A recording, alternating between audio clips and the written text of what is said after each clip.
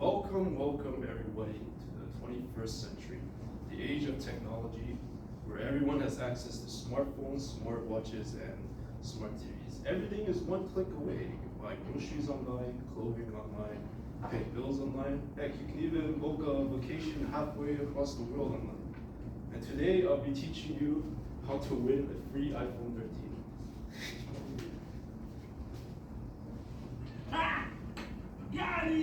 No, I'm just kidding. Today we'll be talking about how to avoid scams.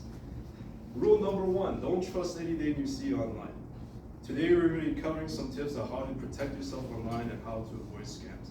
Everybody, raise your hand today if you or someone you know has been scammed. Come on, raise your hand. See, almost half the class. So, before we dive deep into the topic, let's briefly cover the costs and impacts of the scam. Here's a brief. So, what are the impacts of scams? Over $1 trillion is lost to scams globally, and this is just from the numbers and stats that we do have from the FBI. And you can see here on the infographic that over 70% of scam victims do not even report the scam, right? And another key fact that I highlighted is no one is immune to scams. As you can see, a high percentage of the victims have university degrees. So you're not immune. If you bear with me, without giving too much away, there is one type of scam in particular that hits college and university educated students the hardest. Everybody, you can make your guesses now and I'll reveal it later. All right. So, what are the top 5 scams by financial loss?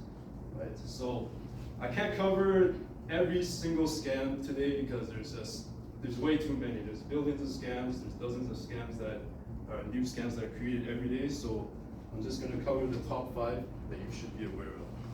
Right. So we have investment scams, business email compromise scams, tech support scam, personal data breaches, and we have the confidence enrollment scam. So investment scam. Some of you have talked about putting money into stock market. I myself have some money in the stock market. Some of you talked about crypto, talked about all these, everybody's trying to sell you the next big thing, you know. You gotta be careful. Like everybody wants to give you these free money or get rich quick scams. Now say it with me, everybody. If it's too good to be true, then it's a scam. Everyone, if it's too good to be true, it's a scam. There's no such thing as free money. There's so many scams online. You got Forex scams, Ponzi schemes, crypto scams, high yield investments, pump and dump. Don't worry if you don't know the terms. Don't worry at all. They're just catchphrases, buzzwords. Don't worry, I'll give you everything you need to know. Okay, and the most important piece of advice I can give you in terms of investments is get somebody you can trust, especially a fiduciary or trusted financial advisor. So a fiduciary is somebody with a legal obligation to act in your best interest. Right? You can find these at like your TV or like your CIBC.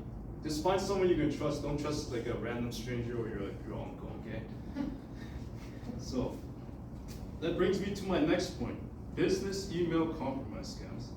This scam occurs when somebody pretends to be someone they're not. So the scammer pretends to be like the CEO or the CFO or somebody high up in the company. It could be pretending to be your boss, right? So my tips for you for this is trust your gut instinct, right?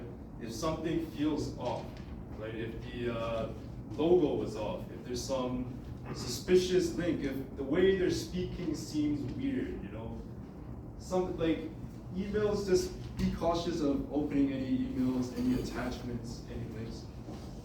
Right. And the next one we're going to deal with mostly affects older people.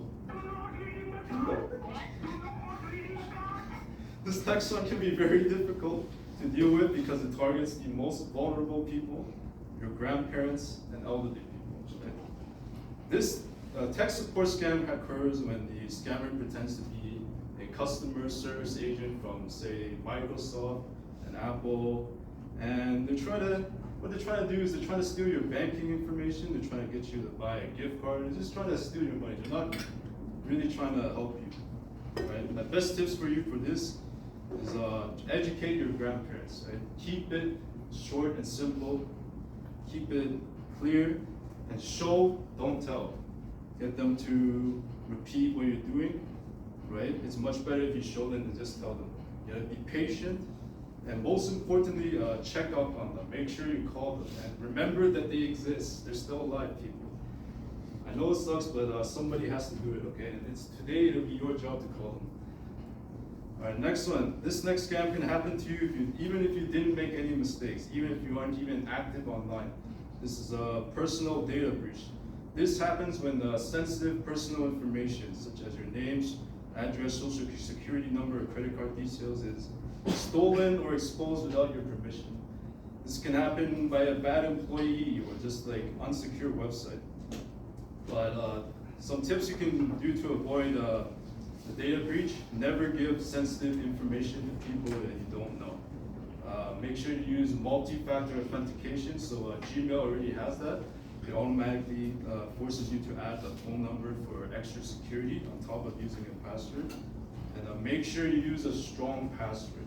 Okay, if your password is 1234 or password, please change the password.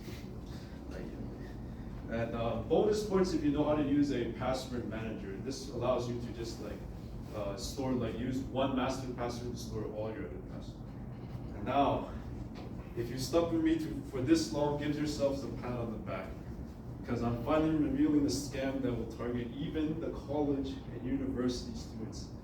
Look at that, 75% of the romance scams are college educated. Okay, a romance scam is when a fraudster pretends to be your love interest and gets you to send them gifts or money. The most important tips I can give you: trust your gut instinct. If it seems too easy, if it seems too good to be true, then it's a scam. If you haven't met that person and they're already confessing the feelings for you, then please don't send them any money. Meet them in person, okay? I personally know one of my friends who fell victim to a romance scam.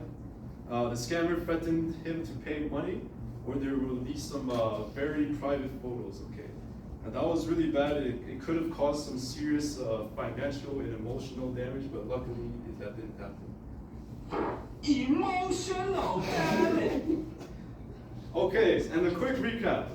I know that was very long, so I have some quick tips for everybody to remember if nothing else. So say it with me again. If it's too good to be true, then thank you.